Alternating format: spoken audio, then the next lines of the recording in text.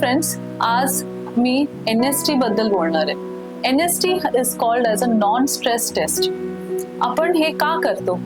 Gynaecologist keep on telling you lot of the time की आपण NST करून घेऊ, वीकली करू, दर 3 दिवसात करू.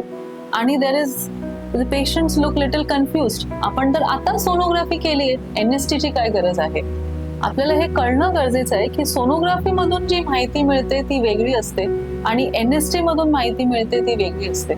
सोनोग्राफी मध्ये मला हे कळतं की बाळाचं वजन कसं आहे, बाळाचा रक्तपुरवठा कसा आहे, बाळाच्या भोवती पाणी कसं आहे. NST हे ऍक्च्युअली बाळाची ECG असते, हार्टची ECG असते, जी माहिती मला सोनोग्राफी मध्ये नाही मिळत.